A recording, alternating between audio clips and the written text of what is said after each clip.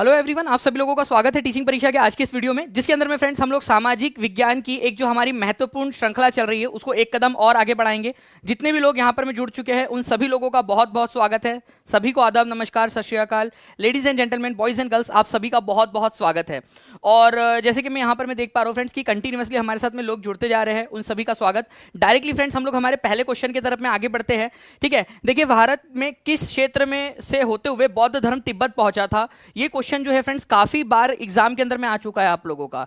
आपको पता है कि बौद्ध धर्म जो है वो भारत के अंदर में पला बड़ा, ठीक है, भारत में इसका जन्म हुआ, लेकिन ये बाद में दुनिया के बहुत सारे इलाकों तक पहुंचा। तो भारत से होते हुए ये तिब्बत भी गया। तिब्बत कहाँ है? तो ये अगर हमारा भारत है मान लीजिए, और यहां पर में अगर आप लोग चाइना देखते हो तो ये जो हिस्सा है ना, इसको तिब्बत बोलते हैं, चाइना ने जिस पर कब्जा कर लिया है अभी। तो ये यहाँ पर में बुद्धिज्म का जन्म उत्तर प्रदेश बिहार के इलाके के अंदर में हुआ। यहाँ पर में लद्दाख से होते हुए वो तिब्बत पहुंचा था। कहां से होते हुए? लद्दाख से। ये इस तरीके से आप लोग देखिए, यहां से होते हुए पहुंचा था। तो आंसर होगा आपका ऑप्शन नंबर बी, लद्दाख होते हुए तिब्बत पहुंचा था। तो पोल के अंदर में भी आप लोग आंसर्स करते रहेंगे। पोल भी दे दिया जाए टीम से, मैं रिक्वेस्ट करूंगा प्लीज कि बच्चों को जो है नेक्स्ट क्वेश्चन से पोल भी दे दिया जाए, ताकि वो लोग ज्यादा अच्छे से और बेहतर तरीके से कर सके। And thank you very much friends, आप लोगों का पहले ही क्वेश्चन के बाद में जो है आप लोगों ने करीब 900 के करीब जो है फ्रेंड्स लाइक्स कर दिए हैं। तो बहुत बहुत शुक्रिया आप सभी लोगों का। चलिए नेक्स्ट जो है फ्रेंड्स हम लोग आगे बढ़ते हैं जल्दी से। तो तिब्बती बौद्ध धर्म जो है वो तिब्बत और भूटान के अंदर में जो है बहुत ज्यादा प्रचलित है। और यहां पर वो कैसे पहुंचा? तो लद्दाख होते हुए पहुंचा था, ये याद रखना है आप लोगों ने। अच्छा, आप लोगों ने कभी ऑब्जर्व किया है फ्रेंड्स के जो तारे हैं आप लोगों को ईस्ट से वेस्ट जाते हुए दिखते हैं?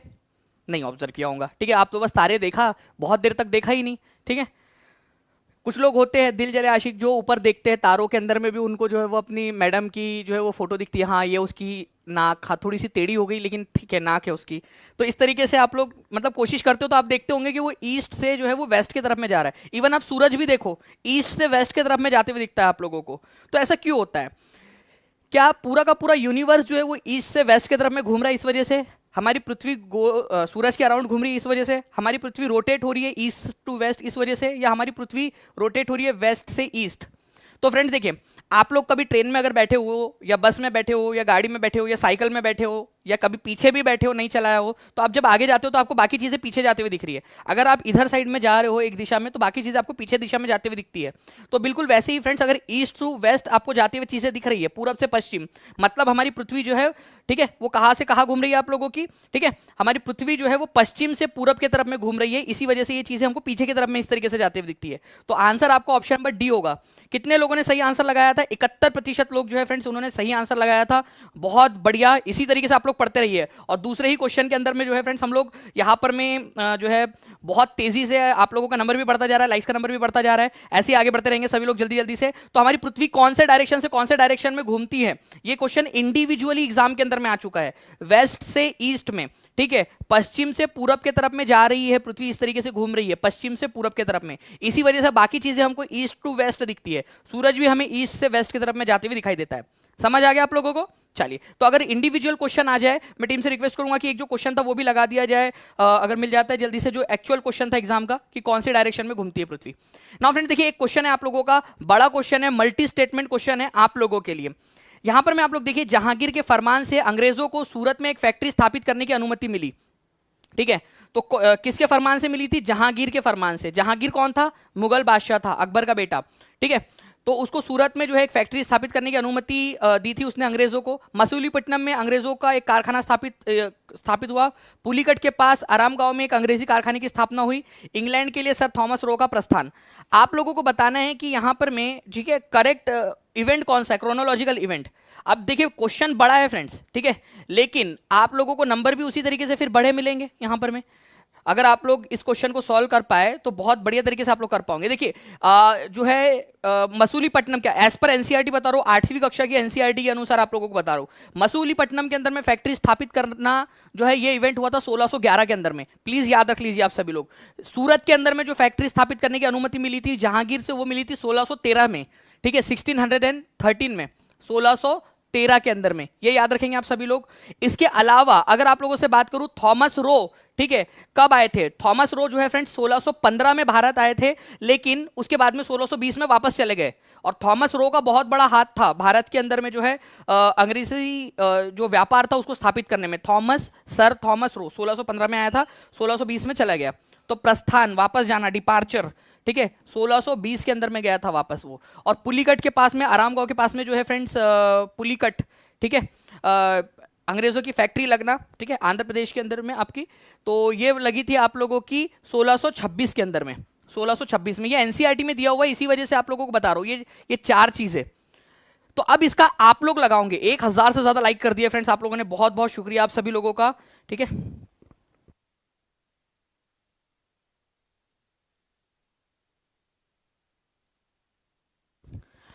तो फ्रेंड्स यहां पर मैं आपको करेक्ट अगर लगाना हो तो आप लोग लगाइए। क्या बात है फ्रेंड्स, तीसरे क्वेश्चन में 900 से ज्यादा बच्चे 5 मिनट के अंदर में जुड़ चुके हैं। ऐसे ही आप लोग आंसर करते रहिए जल्दी जल्दी से। तो अगर मैं बात करूं आपसे, सबसे पहले 2 होना चाहिए, ठीक है, फिर उसके बाद में जो है आप लोगों का होगा 1, फिर 4 और फिर 3। तो answer is option number D. अभी देखो, अगर आपको नहीं भी याद होगा ना, तो अभी अपने आप से कोशिश तो करो।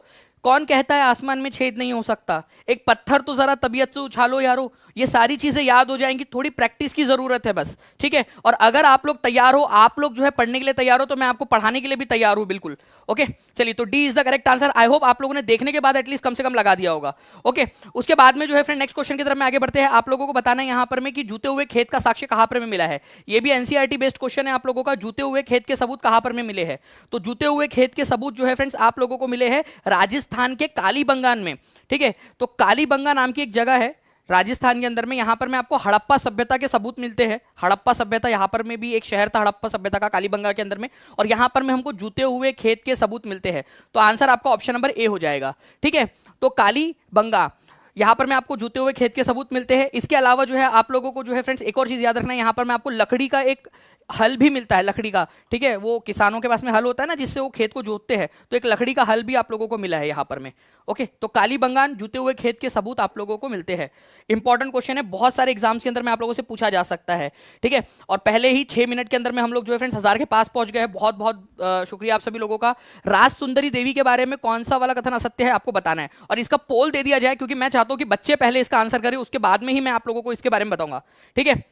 ठीक है, नहीं ठंड नहीं लग रही एक्चुअली, वो आदत हो चुकी है अभी, ठीक है, पहनने की। और दूसरा जो है यहाँ पर में बहुत ज़्यादा गर्म होता है, तो फिर एसी चालू करते हैं तो फिर ठंडी लगती है।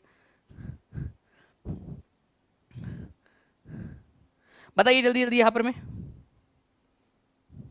देखिए फ्रेंड्स, अगर मैं बात करूं आप लोगों से इस पर्टिकुलर क्वेश्चन की और आप लोगों के आंसर्स की, तो केवल 49% लोग हैं जिन्होंने आंसर यहां पर में सी किया है, लेकिन जो सही आंसर करने वाले लोग हैं वो उससे भी कम है, ठीक है। अब देखना आप लोग, मैं आपको चैलेंज करता हूं कि सही आंसर आप लोगों ने किया है या नहीं। The title of her biography, ठीक है, ऑटोबायोग्राफी का नाम था अमार जीवन, उनकी ऑटोबायोग्राफी का नाम था अमार जीवन, ठीक है, बिल्कुल सही बात है। वो पहली इंडियन वुमेन थी जिन्होंने ऑटोबायोग्राफी लिखी थी, राज सुंदरी देवी, ठीक है, बिल्कुल सही बात है। बट भाइयों और उन सभी की बहनों, आपसे असत्य पूछा गया था।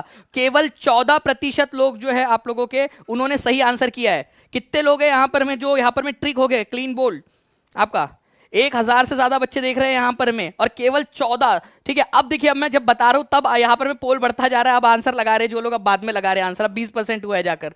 तो मैं अगर मान भी लूं, आपको बेनिफिट ऑफ डाउट भी दे दूं, तो 20% लोगों ने आंसर किया है अब जाके बताने के बाद में आंसर, ठीक है। 1000 से ज्यादा बच्चे, 1100 के करीब बच्चे जो देख रहे हैं उन लोगों में से, ठीक है। बट प्रैक्टिस करनी है, सत्य असत्य क्या पूछा है वो देखना है आप लोगों ने। आंसर इसका डी होगा, क्योंकि नन ऑफ द अबव, दोनों के दोनों सत्य है, तो असत्य क्या होगा, दोनों में से एक भी नहीं है आप लोगों का, ठीक है। अब ध्यान रखेंगे, यहां लिख दो कि सर अब ध्यान रखेंगे, आगे से लिख दो ताकि आपके माइंड को जो है वो हैबिट हो जाए।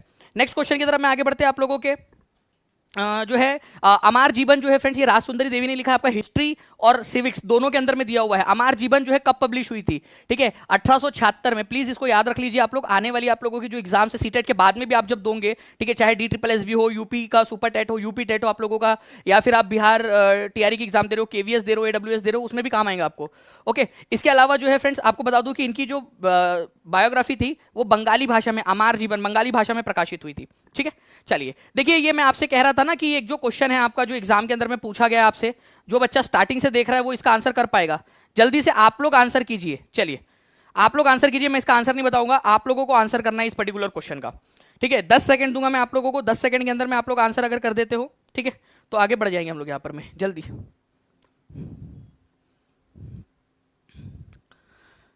जल्दी से चलिए, बहुत बढ़िया फ्रेंड्स, आई होप आप लोगों के आंसर्स आ चुके होंगे यहाँ पर में। ओके, तो आप लोगों के हवाले, क्योंकि ये मैं आपको ऑलरेडी बता चुका हूँ कि हमारी पृथ्वी की रोटेशन की डायरेक्शन कौन सी, और ये क्वेश्चन पूछा जाता है। ठीक है, चलिए नाउ फ्रेंड नेक्स्ट क्वेश्चन है आप लोगों का, देखिए ऑर्गेनिक फार्मिंग के बारे में, और काफी सारे बच्चे इसमें अक्सर कंफ्यूज होते हैं। मैं आप लोगों से चाहूंगा कि आप लोग सारे बच्चे, जितने भी लोग देख रहे हैं, सभी के सभी बच्चे पूरा स्टेटमेंट, जो तीनों स्टेटमेंट है वो अच्छे से पढ़े और अपने मन से आंसर करें यहाँ पर में। ठीक है जी, बताइए जल्दी जल्दी से इस पर्टिकुलर क्वेश्चन का आंसर क्या होगा। लाइक एंड शेयर करते रहेंगे फ्रेंड्स। आप लोगों ने 1150 से ज्यादा लाइक कर दिए हैं, 1100 से ज्यादा बच्चे भी हमारे साथ में जुड़ चुके हैं 10 मिनट के अंदर में। ठीक है, तो ये आप लोगों के प्यार के लिए बहुत बहुत शुक्रिया। देखिए फ्रेंड्स, अगर मैं बात करूं आप लोगों से जैविक कृषि के संदर्भ में कौन सा वाला कथन जो है वो सही है, तो manure is used for fertilizer, पशु खाद का प्रयोग करते हैं। देखो जैविक कृषि के अंदर में ना ये शब्द ही है जैविक, ऑर्गेनिक, मतलब कि आप कोई भी अननेचुरल तरीके का इस्तेमाल नहीं करोगे, आप लोग नेचुरली सारी चीजें उगाने की कोशिश करोगे। तो मैन्योर या पशु खाद जो है उसका इस्तेमाल किया जाता है फर्टिलाइजर के रूप में, केमिकल का इस्तेमाल नहीं करते हैं। और आपसे सही वाला ही पूछा है तो ये ए होना चाहिए, जहां ए नहीं है उसको काट दो, पहली बात तो बी आंसर नहीं हो सकता। नेचुरल पेस्टिसाइड्स का इस्तेमाल किया जाता है, प्राकृतिक कीटनाशक का, केमिकल का इस्तेमाल नहीं किया जाता, ये भी बिल्कुल सही है। जहां सी नहीं है उसको काट दो, यहां सी नहीं है उसको काट दो। अब बात आ जाती है पूरी की पूरी, क्या यहां पर मैं आपको ऑप्शन नंबर बी सही है या नहीं। ठीक है, अगर बी सही होगा तो डी आंसर होगा, नहीं होगा तो सी आंसर हो जाएगा। Genetic modification is done. देखो जेनेटिक मॉडिफिकेशन का मतलब क्या होता है कि कोई एक नेचुरल बीज है, ठीक है, आपने उसको जमीन में बोया, उसका पौधा बना और जो भी आपको फसल चाहिए थी आपको मिल गई। दूसरा आप क्या करोगे, इस बीज को लैब के अंदर में, उसके अंदर में कुछ छेड़खानी करोगे उसके जीन्स के साथ में, ताकि उससे मिलने वाली पैदावार बढ़ाई जा सके। आपने नेचुरल तरीके का तो इस्तेमाल किया नहीं, उसके अंदर में यहां पर मैं जो है छेड़खानी की उसके जीन्स के साथ में, तो जेनेटिक मॉडिफिकेशन डन बोल रहा है, नहीं, गलत, नॉट डन। जेनेटिक मॉडिफिकेशन वाला कोई बीज हम इस्तेमाल नहीं करेंगे, यहां डन बोला इस वजह से ये गलत है, तो बी गलत है, तो आंसर सी हो जाएगा।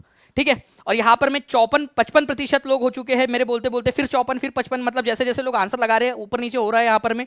ठीक है, तो आंसर आप लोगों का यहाँ 55% लोगों ने सही आंसर दिया है।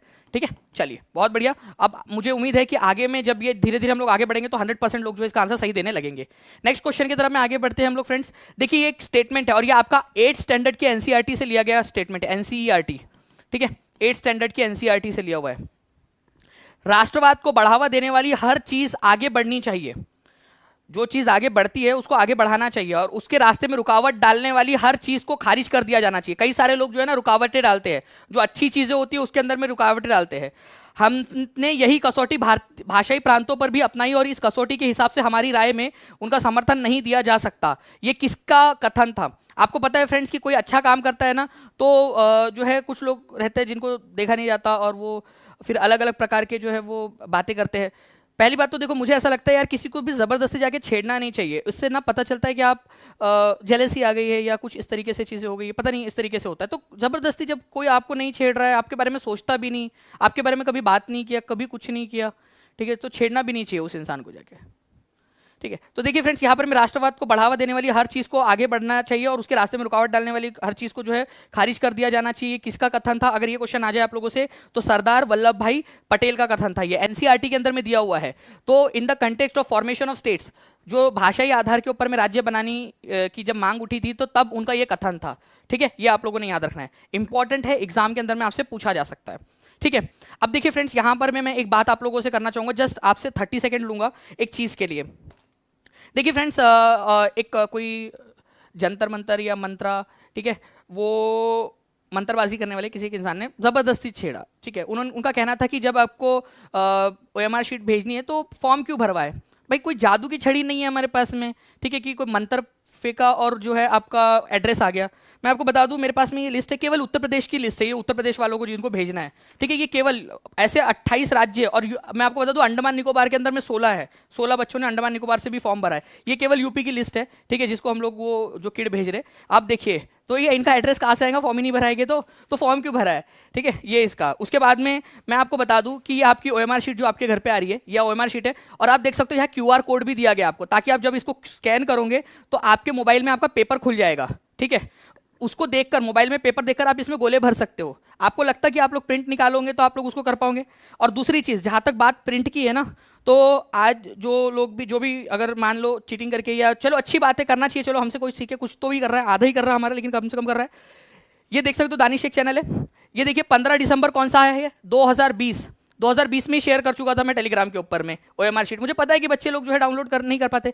कई ऐसी बच्चियां हैं जिनके ससुराल से अलाउ नहीं किया जाता उनको बाहर जाने के लिए। कई बच्चियां गांव में रहते हैं, बच्चे गांव में रहते हैं, उनके पास में प्रिंट जो है, प्रिंट एक एक प्रिंट का 10-10 रुपए ले लिया जाता है उनसे, ठीक है। उनके घर तक भी हम लोग पहुंचा रहे हैं इसको फ्री ऑफ कॉस्ट, और किसी से फॉर्म भरने जबरदस्ती नहीं की गई, बोला गया भरना है, भर दिया उन्होंने हजारों बच्चों ने, ठीक है। बट ऐसे मतलब वीडियो में बोलना और नाम लिए बिना इशारा करना ये अच्छी बात नहीं है। मैंने नहीं छेड़ा पहले किसी को भी, लेकिन कोई छेड़ेगा तो यार जवाब नहीं मिलेगा, ये अच्छा नहीं है ना। आज तक आपने कभी नहीं देखा होगा कि किसी को छेड़ा हो करके, ठीक है। तो ये बहुत गलत बात थी कि फॉर्म भरवा रहे, ठीक है, डेटा ले रहा, तो एड्रेस कहाँ से लाऊंगा, ठीक है।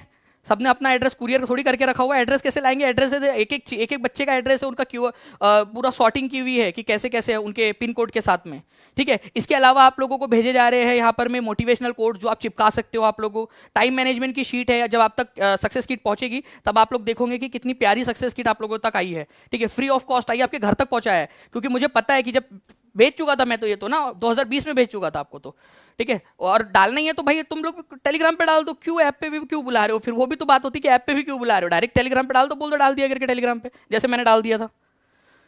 तो नहीं छेड़ना चाहिए, बस मैं एक सलाह दूंगा, यहीं पे खत्म करो बात को, ठीक है। छेड़ना नहीं किसी को भी, आप बाकी लोगों को छेड़ो, मुझे मत छेड़ो, मैं किसी को नहीं छेड़ता जबरदस्ती, ठीक है। ये आप सब लोग भी जानते होंगे। तो इसको बस यहीं पे खत्म करके बस खत्म करो उसको। आगे बढ़ते हैं यहाँ पर मैं फ्रेंड्स, स्वामी दयानंद के बारे में निम्नलिखित कथनों पर विचार करें, ठीक है। उन्होंने कर्म की अवधारणा को नकार दिया, ठीक है। उन्होंने ब्राह्मणों के लिए महत्वपूर्ण स्थिति को अस्वीकार कर दिया। ये आप लोगों को बताना है कि इनमें से कौन सा वाला बात सही है, ठीक है। बताइए इस पर्टिकुलर क्वेश्चन का आंसर क्या होगा। वो जो व्यक्ति है ना, मैं तो कभी उनका आप लोगों ने देखा भी नहीं होगा कि मेरे को उनके बारे में बात करते हुए, वो मतलब देख रहे हैं, मतलब वो हमको फॉलो कर रही है, मैं बोल सकता हूँ, क्योंकि मेरे को तो पता भी नहीं था, वो किसी बच्चे ने जब भेजा तब पता चला, अदरवाइज मैं तो कभी जाके फॉलो भी कभी देखता भी नहीं हूँ उधर में।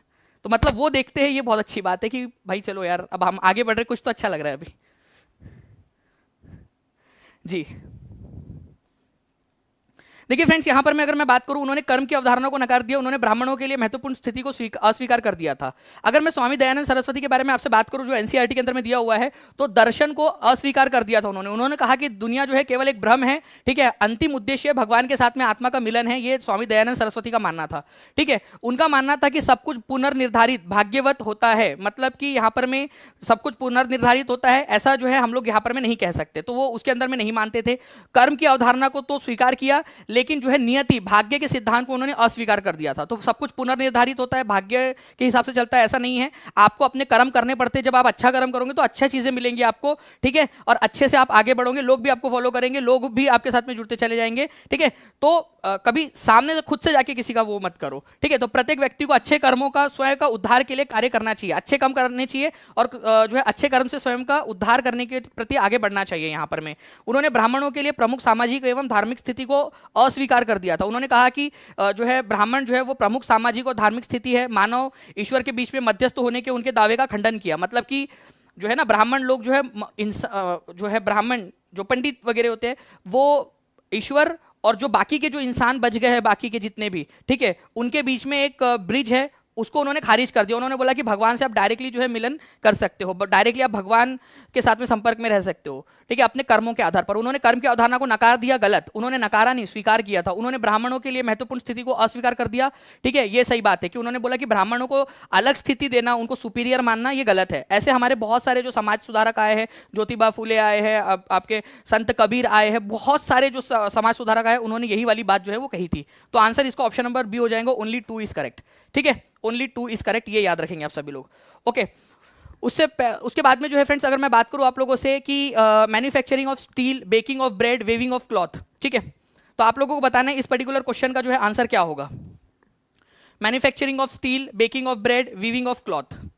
तो मैन्युफैक्चरिंग ऑफ स्टील, स्टील का निर्माण करना, रोटी पकाना, कपड़े की बुनाई।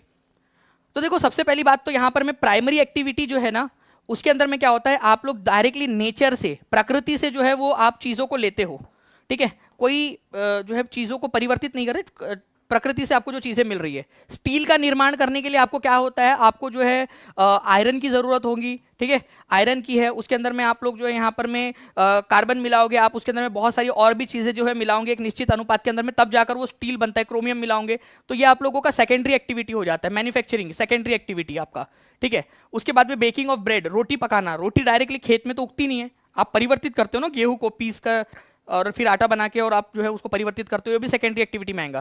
क्लॉथ बनाना, कपड़े भी डायरेक्टली नेचर से नहीं मिलते, कपास मिलता है, फिर आप रेशे बनाते हो, उससे धागा बनाते हो और उसके बाद में करते हो, तो ये भी नहीं है आपका। तो आंसर क्या हो जाएगा आपका, प्राथमिक गतिविधियों का उदाहरण है, तो none of the above, D answer है। केवल 50% लोग थे जिन्होंने सही आंसर दिया था, ठीक है। तो अभी भी जो है फ्रेंड्स आप लोगों ने इसकी प्रैक्टिस करनी है, ठीक है। 50% लोग ऐसे भी थे जिन्होंने गलत आंसर किया इस इतने इजी क्वेश्चन का। तो प्राथमिक गतिविधियां ऐसी गतिविधियां होती है जिसमें आपको डायरेक्टली नेचर से, इवन आपका जो आप माइनिंग करते हो, खनन करते हो ना, आप खोद कर निकालते हो चीजों को, वो भी आपकी प्राइमरी एक्टिविटी हो जाती है आप लोगों की, क्योंकि आपको नेचर से मिल रहा है, वो फिशिंग नेचर से मिल रहा है आपको, ठीक है। तो वो आप लोगों की प्राइमरी एक्टिविटी है, ये सारी सेकेंडरी एक्टिविटी के एग्जाम्पल थे। ओके तो एग्रीकल्चर, फॉरेस्ट्री, एनिमल हस्बेंड्री, पशुपालन आपका, फिशिंग हो जाए, माइनिंग हो जाए, ठीक है, क्वेरिंग हो जाए आपका, जो बस माइनिंग का ही एक प्रकार है वो, जिसमें आप थोड़ा सा सिंपली डग आउट करके मिट्टी को हटाकर आपको खनिज मिल जाते हैं, ठीक है। बाकी मैन्युफैक्चरिंग सेकेंडरी एक्टिविटी में आता है। टर्शरी के अंदर में आता है आप लोगों का जो भी सर्विस सेक्टर है आप लोगों के, trade, transport, communication, banking, education, tertiary sector में आते हैं। देखिए फ्रेंड्स एक और क्वेश्चन है आप लोगों का इसी से रिलेटेड, ठीक है, देखते कितने बच्चे इसका आंसर कर पाते हैं। लाइक एंड शेयर करते रहेंगे फ्रेंड्स, और जितने भी लोगों ने अब तक टीचिंग परीक्षा चैनल को सब्सक्राइब नहीं किया, चैनल को सब्सक्राइब करके बेल आइकन जरूर दबा लीजिएगा। बताइए इस पर्टिकुलर क्वेश्चन का आंसर क्या होगा।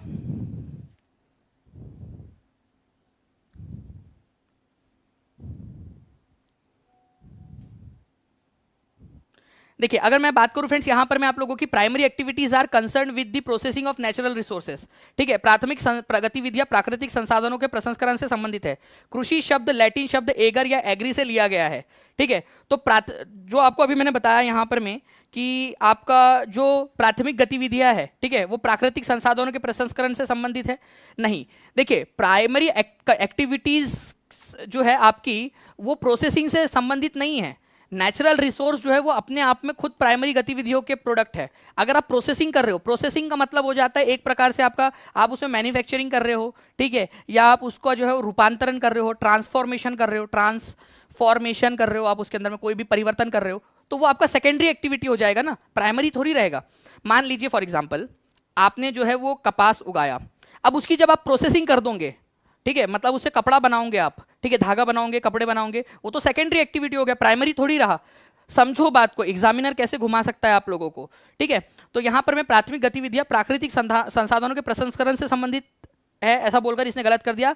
ये प्राथमिक संसाधन, प्राकृतिक संसाधन और प्राथमिक गतिविधियां आप बोलोगे कि यार ये तो सही है, बट प्रसंस्करण शब्द जुड़ा हुआ है तो ये सेकेंडरी एक्टिविटी है। ये सेकेंडरी एक्टिविटी या द्वितीय गतिविधियां प्राकृतिक संसाधन जो उसके प्रसंस्करण से संबंधित है वो होना चाहिए था, तो पहला वाला गलत है, ठीक है। यहां पर में द्वितीय गतिविधियां होनी चाहिए थी आप लोगों की, क्योंकि प्राकृतिक संसाधन का जब प्रसंस्करण करते हो तो सेकेंडरी एक्टिविटी बन जाती है। पहला वाला गलत है, दूसरा वाला बिल्कुल सही है। एग्रीकल्चर जो है फ्रेंड्स वो लैटिन शब्द है आप लोगों का, उससे डिराइव हुआ है, ठीक है, एगर या एग्री से, ठीक है, एगर या एग्री नाम का जो आप लोगों का है उससे ये डिराइव हुआ है। तो आंसर इसका हो जाएगा आप लोगों का ऑप्शन नंबर बी, ठीक है। कितने परसेंट लोगों ने सही आंसर दिया था, 68% लोगों ने आंसर दिया है बोथ ए एंड बी, गलत, ठीक है। केवल 23% लोगों ने सही आंसर दिया है, 23% लोगों ने केवल, ठीक है। तो आप देख रहे हो फ्रेंड्स कि इस तरीके के क्वेश्चंस की प्रैक्टिस आप लोगों ने करनी है, ज्यादा से ज्यादा प्रैक्टिस करनी है आप लोगों ने, ठीक है ना। फ्रेंड्स आगे बढ़ते हैं हम लोग यहाँ पर में हमारे पृथ्वी के आंतरिक भाग की संरचना के संदर्भ में निम्नलिखित कथनों पर विचार करें। कोर, मेंटल और क्रस्ट पृथ्वी के आंतरिक भाग की 3 मुख्य केंद्रित, ठीक है, संकेंद्रित परतें हैं। मतलब पृथ्वी के अंदर में 3 परत है आपकी, कोर, मेंटल और क्रस्ट। क्रस्ट सबसे निचली परत है और इसमें उच्चतम घनत्व होता है, यह प्रमुख रूप से निकेल और लोहे से बनी है। भाई क्रस्ट जो है ना वो सबसे निचली परत नहीं होती, क्रस्ट जो है सबसे ऊपरी परत है। अभी जिस पर आप खड़े हो, ठीक है, वो क्रस्ट है, ठीक है, वो आप लोगों की क्रस्ट या परपटी जिसको आप लोग कहते हो वो है आप लोगों की। तो क्रस्ट या परपटी सबसे ऊपरी वाली परत होती है, ना कि सबसे निचले वाली परत, ठीक है। तो ये याद रखना है आप लोगों ने। तो ये वाला तो गलत है आपका, बाकी ये सही है कि कोर, मेंटल और क्रस्ट, मतलब कि कोर है, क्रस्ट सबसे ऊपर है, बीच में मेंटल है और सबसे अंदर में कोर है आपका, क्रोड भी जिसको बोलते हैं आप लोग, ठीक है। ये है 3 आपकी, ठीक है। तो आंसर ए यहाँ पर मैं आपका करेक्ट वाला पूछा है तो उसका पहला वाला सही होगा, दूसरा वाला गलत है। ये समझा कि आपको सेकंड वाला क्यों गलत है, ठीक है। अगर नहीं समझा है तो मैं आपको जो है ये इमेज के थ्रू समझाता हूँ। ये एनसीईआरटी की इमेज है और ये थोड़ी सिंप्लीफाइड इमेज। आप देखिए क्रस्ट जो है ना आप लोगों की सबसे ऊपरी परत होती है, ठीक है। एक क्वेश्चन इस पर भी आया था, मैं टीम से रिक्वेस्ट करूंगा जिसके अंदर में अंदर से बाहर तक जो है कौन कौन सा सही क्रम है आपका वो लगाने के लिए बोला गया था, ठीक है। वो भी क्वेश्चन आपके लिए अभी थोड़ी देर में लग जाएगा। तो क्रस्ट सबसे ऊपर वाली परत है, बीच में मेंटल है और सबसे अंदर में कोर है, ठीक है। उसको भी दो भाग में बांटा है, इनर और आउटर कोर। इनर कोर सबसे अंदर में, फिर आउटर कोर, और इन दोनों को मिलाकर कोर बोलते हैं, क्रोड या कोर, ठीक है। चलिए अगर मान लीजिए आपको इसके सेंटर में जाना है, ठीक है, बिल्कुल इसके बीचों बीच में पहुंचना है आपने, तो आपको क्या करना पड़ेगा, समुद्र की सतह से आपको जो है करीब 6000 किलोमीटर की गहराई में जाना पड़ेगा आपको, जो कि लगभग नामुमकिन है, ठीक है।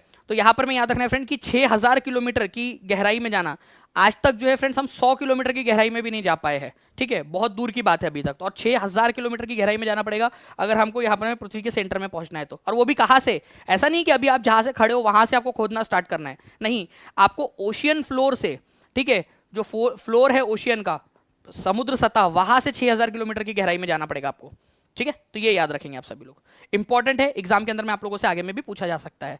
अच्छा अब ये देखिए एक और क्वेश्चन आप लोगों का अभी थोड़े समय पहले एग्जाम में आया था ये क्वेश्चन। हड़प्पा जो है, हड़प्पा वासियों ने क्या बनाए, पत्थर की मुहरें बनाई, पीले रंग से डिजाइन किए हुए पात्र बनाए, लोहे से बनी तकलिया।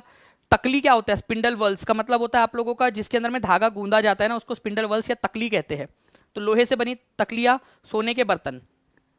पहली बात तो देखिए फ्रेंड्स, उनको लोहे के बारे में पता ही नहीं था, आयरन के बारे में, ठीक है। तो जब उनको आयरन के बारे में, लोहे के बारे में पता ही नहीं था, तो लोहे की तकली क्या, कुछ नहीं बना सकते वो लोहे का, लोहे के बारे में पता ही नहीं था उनको। तो सी को एलिमिनेट कर दो आप, जहां जहां सी है एलिमिनेट, ठीक है, जहां सी है एलिमिनेट, एलिमिनेट, एलिमिनेट, आंसर आ गया आपका, खत्म, ठीक है, इस तरीके से। और ये एक्चुअल क्वेश्चन है, एग्जाम में पूछा गया आप लोगों का। कितने लोगों ने ये पेपर जब हुआ था तब दिया था आपका, ठीक है, जब ऑनलाइन से वापस से ऑफलाइन में आया था तब ये क्वेश्चन आया था एग्जाम के अंदर में, ओके। अच्छा अब बात करते हैं फ्रेंड, जब इतना ही आप लोगों का हो गया तो ये कौन से वाले बर्तन कौन से बनाए थे फिर उन्होंने, ठीक है, क्योंकि बर्तन भी तो है ना आप लोगों के। तो पीले रंग के डिजाइन के बर्तन नहीं बनाए थे उन्होंने, उन्होंने कौन से रंग के डिजाइन के बर्तन बनाए थे, तो ब्लैक कलर के, ठीक है, काले कलर के जो है बर्तन बनाए थे उन्होंने, काले डिजाइन के बर्तन। तो इसी वजह से वो बी वाला भी गलत है। कभी अगर मान लीजिए आगे में ये क्वेश्चन आता है फिर से तो आप लोग लगा पाओगे उसको, ठीक है। तो D is the correct answer. यहां पर मैं आप देखिए फ्रेंड्स, पत्थरों से बनी मुहरें इन लोगों ने बनाई थी। मुहर का मतलब क्या होता है तो आप लोग यहां पर में देख सकते हो, ठीक है। इसको देखिए आप लोग, देखिए यहां पर में मुहर का मतलब क्या होता है, इस तरीके से जब आप कोई भी चिपचिपा पदार्थ डालते हो और उसके ऊपर में ऐसा लगा देते हो, ठीक है, तो वो चीज़ वहां पर में छप जाती है। जैसे आप देखिए यहाँ पर में ये चीज़ छप गई, यहाँ पर में इस तरीके से डिजाइन बन गया। लेकिन ये मुहर गोलाकार है, इनकी मुहर आयताकार होती थी इस तरीके से, ठीक है, आयताकार होती थी और जनरली कोई ना कोई जानवर उसके ऊपर में बना हुआ होता था, नक्काशीदार जानवर उसके ऊपर में बनाया जाता था, ठीक है। मुहर के ऊपर में जो है फ्रेंड्स लिपि लिखी हुई होती थी, जो आज तक हम पढ़ नहीं पाए हैं, हड़प्पा की लिपि। ये अवाचनीय है, ये यूपी टेट में आया था क्वेश्चन कि हड़प्पा की कौन सी लिपि में हड़प्पा वासी लिखते थे, ठीक है। हड़प्पा वासियों की लिपि अभी तक पढ़ी नहीं जा सकी है क्योंकि वो, ठीक है, सिंबॉलिक लैंग्वेज के अंदर में लिखा करते थे। हो सकता है आज से कई साल बाद हमारे में से, ठीक है, कोई ना कोई उसको पढ़ ले, उसको समझने में सफलता हासिल कर ले, क्योंकि एक समय था जब ब्राह्मी लिपि को भी नहीं पढ़ा जा सकता था, बट आज पढ़ पाते उसको, जेम्स प्रिंसेप की जो है यहाँ पर में उसके प्रयासों की वजह से, ठीक है। अब इतिहासकार अभी भी जो है फ्रेंड हड़प्पा को समझ नहीं पाए हैं, सक्षम नहीं है, ठीक है। इन्होंने सुंदर काले डिजाइन वाले बर्तन भी बनाए थे, ये इस तरीके से काले डिजाइन वाले बर्तन बनाए थे, ना कि पीले डिजाइन वाले बर्तन, ठीक है जी। ओके चलिए आगे बढ़ते हैं हम लोग फ्रेंड। निम्नलिखित में से किस समाज सुधारक ने प्राचीन ग्रंथों का उपयोग यह सुझाव देने के लिए किया कि विधवाएं पुनर्विवाह कर सकती है। अब देखिए यहां पर मैं बात हो रहा है विधवाओं के पुनर्विवाह के संबंध में, कि किसने यह सुझाव दिया कि विधवाएं भी पुनर्विवाह कर सकती है, और उसके लिए उन्होंने क्या किया, प्राचीन ग्रंथों का सहारा लिया। ये एक्चुअल में प्राचीन ग्रंथों का सहारा लेने वाली सबसे पहली जो निंजा टेक्निक थी, ये स्टार्ट की थी राजा राम मोहन रॉय ने। उन्होंने इन प्राचीन ग्रंथों का सहारा लेकर यह बताया था कि विधवाओं को या महिलाओं को जिंदा जलाने की बात कहीं भी हमारे ग्रंथों में नहीं कही गई है। महान देश है हमारा, महान धर्म ग्रंथ है हमारे देश के अंदर में कई सारे, लेकिन कहीं पे भी प्राचीन ग्रंथों के अंदर में, हमारे भारत के अंदर में कहीं बात नहीं की गई है कि महिलाओं को जिंदा जलाया जाए। और ये बात उन्होंने जो है वो लॉर्ड विलियम बेंटिक को समझाने में भी सफलता हासिल कर ली थी, और सती प्रथा पर पाबंदी लग गई, ठीक है। और कोई उसका समर्थन नहीं कर सकता सती प्रथा का, वैसे भी आपको पता है कि खराब प्रथा यार, कोई भी हो सकता है किसी अनहोनी से उसके पति की मृत्यु हो जाए। लेकिन फ्रेंड जब बात आती है विधवा पुनर्विवाह की, जिसका कानून 1856 में पास हुआ था, उसके लिए जो प्राचीन ग्रंथों का हवाला दिया था वो दिया था ईश्वर चंद्र विद्यासागर ने, ठीक है। यहां पर मैं आंसर डी होगा आपका। ध्यान से समझिए आप लोग, जो भी लोग बी आंसर लगा रहे हैं उनको समझिए। विधवा पुनर्विवाह के लिए जो प्राचीन ग्रंथों का सुझाव दिया था वो ईश्वर चंद्र विद्यासागर ने दिया था, और सती प्रथा के विरोध में जो ये निंजा टेक्निक अपनाई थी प्राचीन ग्रंथों का हवाला देकर, वो राजा राममोहन रॉय ने। राजा राममोहन रॉय के ही जैसे ईश्वर चंद्र विद्यासागर ने विधवा पुनर्विवाह का विरोध किया। ठीक है, तो विधवा पुनर्विवाह कानून, हिंदू विडो रीमैरिज एक्ट जिसको कहते हैं, ये आया था 1856 में, और राजा राममोहन रॉय के वजह से जो सती प्रथा पर पाबंदी लगी थी वो लगी थी 1829 में। ठीक है, लंबा समय है। ठीक है, बीच में। चलिए, तो आंसर आपका हो जाएगा यहाँ पर में option number D, Ishwar Chandra Vidyasagar. और एग्जाम के अंदर में आप लोगों ने सही से लगाना है। कितने परसेंट लोगों ने सही आंसर लगाया था, एक बार टीम मुझे बता देगी। यहाँ पर में 33% लोग थे जिन्होंने सही आंसर लगाया था।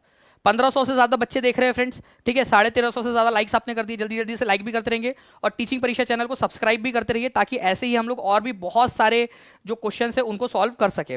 ठीक है, चलिए नेक्स्ट क्वेश्चन की तरफ में आगे बढ़ते हैं फ्रेंड्स। फेयांस के बारे में क्या सही है? ठीक है, देखिए फेयांस के बारे में मैं आप लोगों को बता सकता हूं फ्रेंड्स कि मैक्सिमम लोग जो है ना इसके बारे में नहीं जानते होंगे, लेकिन ये एनसीईआरटी में दिया हुआ है। एनसीईआरटी में इस पर बेस्ड क्वेश्चन रीट में भी पूछा जा चुका है। एनसीईआरटी का बेस्ड क्वेश्चन है ये। फेयांस के बारे में कौन सा कथन सत्य है, बताइए जल्दी से। आपको चैलेंज कर रहा हूं मैं सभी लोगों को कि इस क्वेश्चन का आंसर सही करके बताए।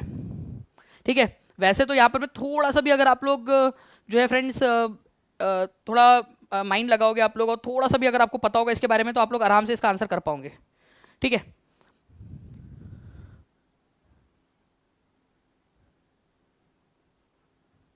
देखिए पहली बात तो जो है फ्रेंड्स, फेयांस जो है ना आपका नेचुरली नहीं मिलता, यहीं पे बात खत्म हो गई। नेचुरल तरीके से मिलता ही नहीं है, इसको बनाया जाता है। ठीक है, इसको कैसे बनाया जाता है?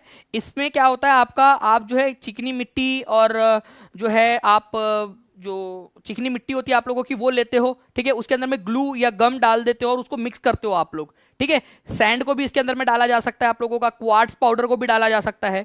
तो रेत या क्वार्ट्स का जो पाउडर होता है, चूरा होता है, उसके अंदर में गम मिला दो और उसको अच्छे से फेंट लो आप, जैसे आटे को आप लोग फेंटते हो ना वैसे। तो नेचुरली है ही नहीं, आर्टिफिशियल है। तो पहली बात ही ये गलत हो गई। और जब आर्टिफिशियल है, नेचुरल नहीं है, तो मेरे को एक बात बताओ, उसकी खदान हो सकती क्या? मेरे को एक बात बताओ, कोई चीज ऐसी है जो मैन मेड है, प्राकृतिक रूप से नहीं मिलती वो चीज, तो उसकी खदान हो सकती क्या? आप तो इतने समझदार लोग हो, आप लोग बताओ, सोच के थोड़ा सा दिमाग लगाओ, हो सकती क्या? नहीं हो सकती ना।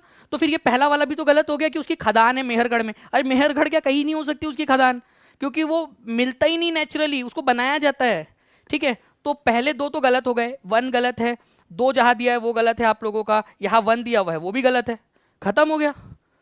गम जो है फ्रेंड्स वो इस्तेमाल किया जाता है आपका सैंड या फिर क्वार्ट्ज पाउडर को जोड़ने के लिए, उसको उसके अंदर में डालने के लिए, उससे बनता है आपका फियांस नाम का जो मटेरियल है वो।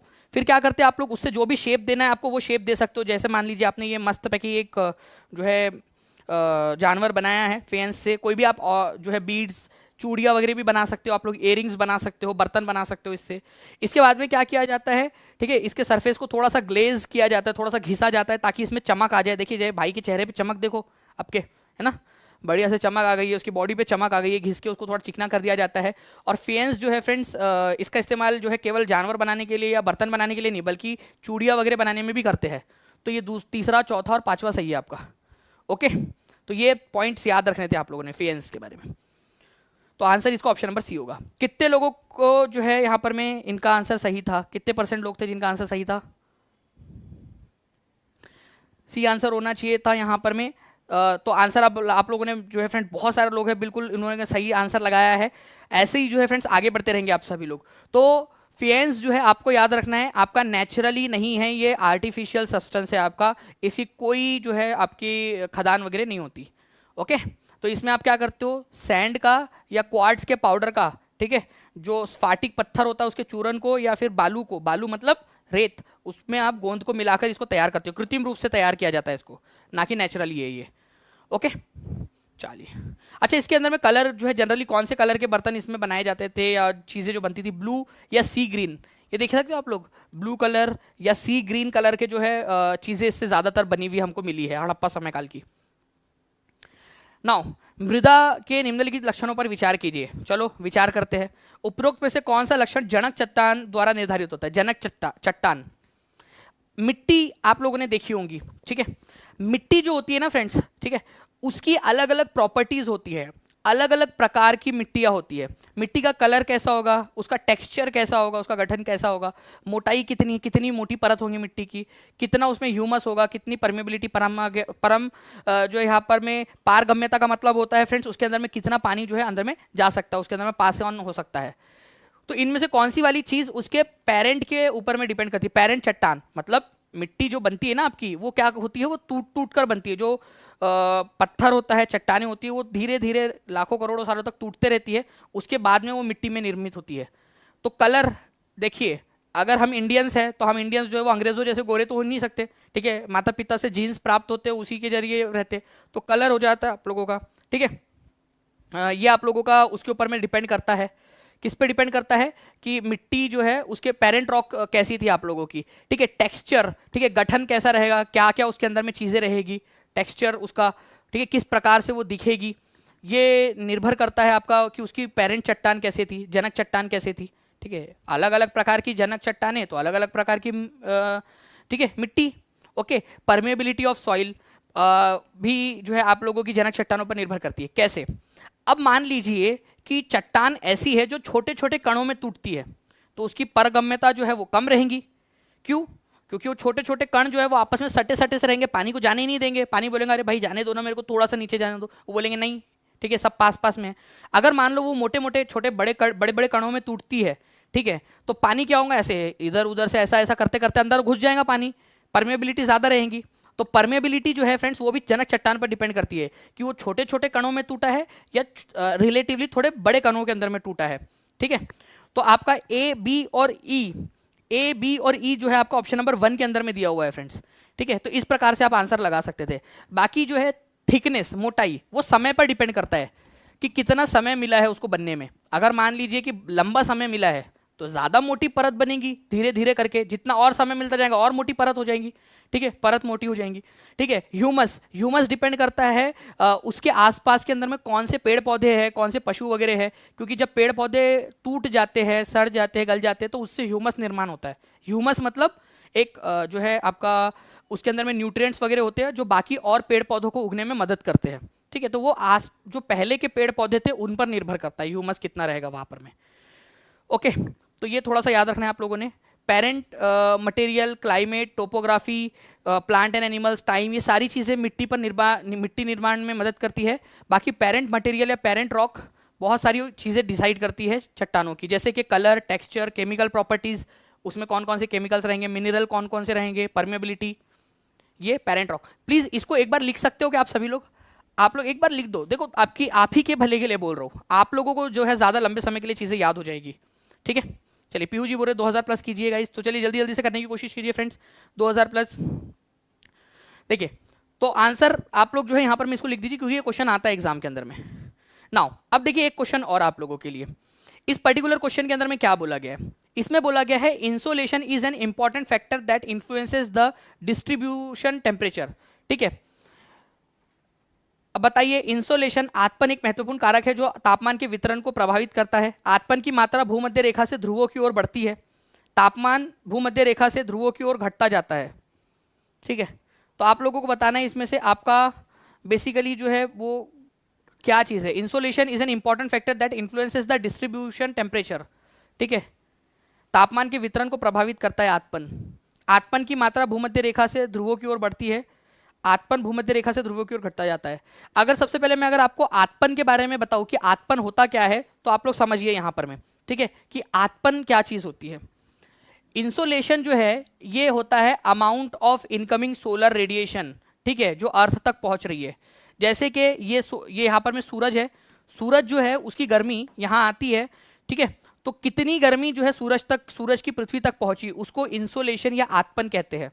सबसे ज्यादा गर्मी जो है फ्रेंड्स वो कहां पर में पड़ती है, या सोलर रेडिएशन या सोलर एनर्जी कहां पड़ती है, इक्वेटर पर, सबसे ज्यादा इक्वेटर के पास पड़ती है। फिर जैसे जैसे आप इक्वेटर से दूर जाओगे पोल के पास में, आतपन कम कम होता जाता है क्योंकि वो तिरछी हो जाती है ना रेज, इस वजह से, ठीक है। और बिल्कुल वैसे ही फ्रेंड्स यहाँ पर में नीचे साइड में भी आप लोगों को देखने के लिए मिलेगा। तो इस प्रकार से क्या होता है कि आप लोगों का जो इंसोलेशन है उसका मतलब आपको समझ में आ गया होगा कि अमाउंट ऑफ रेडिएशन या amount of solar energy received by earth, ठीक है। इसके अलावा जो है friends amount of solar radiation जो है फ्रेंड्स आप लोगों का क्या करता है, टेम्परेचर को डिस्ट्रीब्यूशन में इफेक्ट करता है।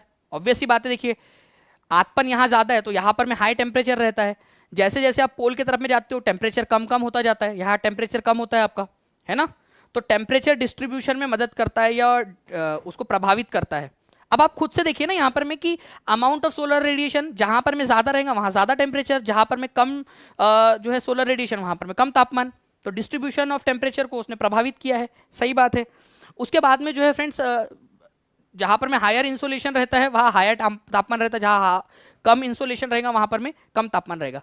अब यहां पर में देखिए आप लोग, amount of insolation increases from equator towards pole, ये बात से कितने लोग सहमत है? बी से, आप लोग बताइए, बी से कितने लोग सहमत है? बी वाला जो पॉइंट है उससे, ठीक है। आप देखिए अमाउंट ऑफ इंसोलेशन इंक्रीज नहीं होना चाहिए, डिक्रीज होना चाहिए यहां पर में, ठीक है। डिक्रीज होता है क्यों? क्योंकि इक्वेटर पर सबसे ज्यादा पड़ रहा है, पोल की तरफ में जाते जाते जाते क्या होता है वहां पर में कम कम कम कम होता जाता है, रेस तिरछी होती जाती है पृथ्वी के आकार के कारण। तो बी वाला गलत है आपका, जहां जहां बी दिया है उसको काट दो, ठीक है। और तीसरा वाला सही है, temperature decreases from equator towards pole, obvious सी बात है इक्वेटर पर ज्यादा टेम्परेचर, पोल्स पर कम टेम्परेचर। और इंसोलेशन की डेफिनेशन यहाँ पर बिल्कुल सही है आप लोगों का, तो आंसर इसका हो जाएगा ऑप्शन नंबर 3, ठीक है। A and C are true. कितने लोगों का सही हुआ है हाथ ऊपर करिए जल्दी से। और इसी बात पर आप लोगों ने 1500 प्लस लाइक्स कर दिए फ्रेंड्स, बहुत बहुत शुक्रिया आप सभी लोगों का, ठीक है, इतना ज्यादा प्यार देने के लिए। आगे बढ़ते हम लोग यहाँ पर में नेक्स्ट क्वेश्चन की तरफ में। देखिए यहाँ पर में सबसे ज्यादा इंसोलेशन आपका इक्वेटर पड़ रहा है, जैसे जैसे ऊपर की तरफ में जा रहे हो या पोल की तरफ में जा रहे हो आप लोग, वैसे वैसे रेस तिरछी होती जा रही है। नेक्स्ट क्वेश्चन आपको बताना है, राजा हर्षवर्धन के बारे में निम्नलिखित में से कौन सा कथन गलत है? और पोल के जरिए आंसर करने की कोशिश कीजिए आप सभी लोग।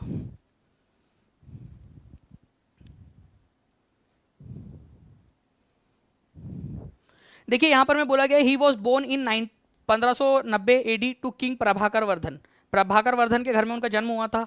ही was Hindu who later embrace Hinayana Buddhism, वो पहले हिंदू थे फिर बाद में जो है वो बुद्धिज्म में कन्वर्ट हो गए। हिनायन जो बुद्धिज्म की दो शाखाएं है, एक हिनायन पुराना वाला बुद्धिज्म और एक है बुद्धिज्म महायान वाला बुद्धिज्म, ठीक है।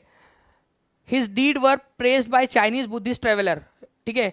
श्वेन सांग करके एक चाइनीज ट्रेवलर आया था, उसने उनकी बहुत प्रशंसा की, ठीक है। वो पुष्यभूति से संबंधित है जिसे वर्धन राजवंश भी कहा जाता है। देखिए आप लोगों से गलत वाला पूछा है ना, मैं आपको डायरेक्टली बता दूं, ठीक है। पहले बुद्धिज्म के बारे में कि बुद्धिज्म के दो प्रकार है, ठीक है। एक है हिनायान जो ओल्ड वाला बुद्धिज्म है आपका, ठीक है, और महायान है नया वाला बुद्धिज्म, न्यू वाला, थोड़ा सा लिबरल है ये, इसमें कुछ जो है चीजें समय के हिसाब से चेंज की गई। जो हर्षवर्धन था ना वो महायान बुद्धिज्म में कन्वर्ट हुआ था, ना कि हिनायान के अंदर में। तो ये वाला आप लोगों का जो है फ्रेंड्स गलत हो जाएगा, क्योंकि हिनायान नहीं महायान बुद्धिज्म में कन्वर्ट हुआ था वो, ठीक है।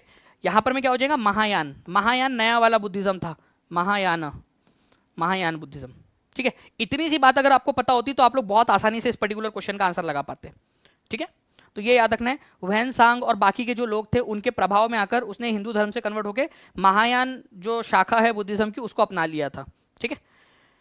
चलिए तो ये एक चीज थी जो आप लोगों ने याद रखनी है। अच्छा एक और पॉइंट आपको याद रखना है फ्रेंड्स कि उत्तर भारत के अंदर में ये शासन था, इसके जो जिस वंश से ये बिलोंग करता था हर्षवर्धन नाम का राजा, उसको पुष्यभूति वंश या फिर वर्धन वंश के नाम से भी जानते हैं, ठीक है। इसका जन्म 590 एडी में प्रभाकर वर्धन के यहाँ पर में हुआ था। प्रभाकर वर्धन का सबसे बड़ा बेटा नहीं था ये, ठीक है, सेकंड नंबर का बेटा था, लेकिन इसके बड़े भाई की मृत्यु होने के कारण जो है, ठीक है, इसके बड़े भाई की मृत्यु होने के कारण इसको राजा बनना पड़ा था। ओके चलिए नेक्स्ट क्वेश्चन की तरफ में आगे बढ़ते हैं। उससे पहले बता दूं ये उत्तर भारत के अंदर में इस इलाके में शासन था, उत्तर भारत के अंदर में वर्धन वंश का। तो जो है फ्रेंड्स ये आप लोगों का आज का लेक्चर था, मुझे उम्मीद है आप लोगों को ये लेक्चर पसंद आया होगा। अगर लेक्चर पसंद आया है तो सेशन को लाइक जरूर कर दीजिएगा, ठीक है, शेयर कर दीजिए और अपने दोस्तों के साथ में शेयर करते समय बता दीजिएगा कि फ्रेंड्स वो लोग जो है वो फॉर्म फिल कर सकते हैं।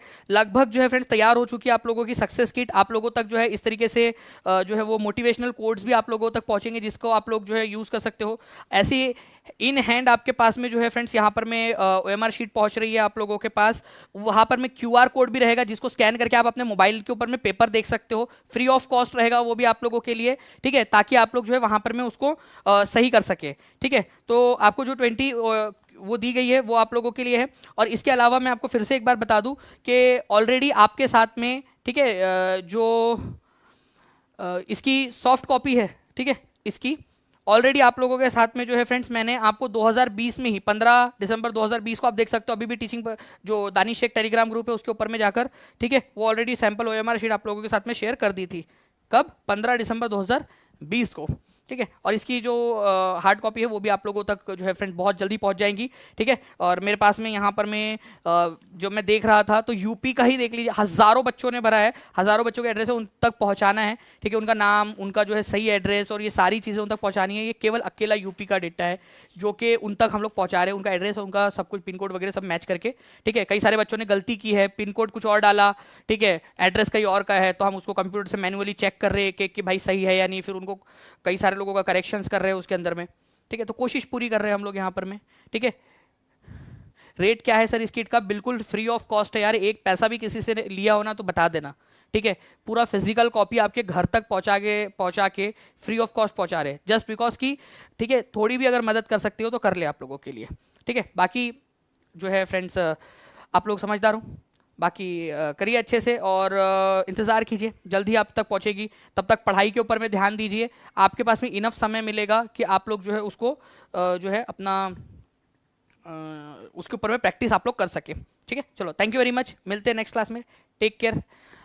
टेस्ट जो है आप लोगों की डाल दी गई है फ्रेंड्स, यहाँ पर मैं आप लोगों के लिए टेस्ट, ठीक है, टेस्ट की लिंक भी डाल दी गई है, उस पर क्लिक करके आप लोग टेस्ट दे सकते हो और मुझे कमेंट करके भी बताना कि आप लोगों को कितना स्कोर आया है, ठीक है। उसके अंदर में अंडमान का स्टूडेंट के तरफ से थैंक यू सर, जी बिल्कुल, आपका बहुत बहुत शुक्रिया। अंडमान से, दमन एंड दीव से, लद्दाख से, ठीक है, अलग अलग भारत के लगभग हर राज्य से जो है फ्रेंड्स यहाँ पर में वो आया है, और भारत के हर राज्य में, इवन अंडमान निकोबार तक भी जाएंगी क्विट, जैसे यहाँ किट जो है यहाँ पर में, और जैसे यहाँ पर में बोल रहे हैं क्रिकेटर ऑफ अंडमान जी, बिल्कुल आपके घर तक भी आएंगी किट, चाहे आप अंडमान में किसी भी कोने में रहते हो, ठीक है। हम लोगों ने ट्रैकॉन के साथ में जो है फ्रेंड्स कोलैब किया है, बहुत ज़्यादा पैसा उसके अंदर में भी लगा है, बट हमने बिल्कुल पानी की तरह पैसा बहा दिया है कि आप लोगों तक जो है सबसे फास्ट तरीके से पहुंचाया जा सके। ट्रैकॉन जो कंपनी है डिलीवरी की, हम इंडियन पोस्ट के भरोसे पे नहीं रह सकते कि भाई वो कब पहुंचाएंगे आप तक, ट्रैकॉन के जरिए हम लोग पहुंचा रहे हैं आप लोगों तक, ठीक है।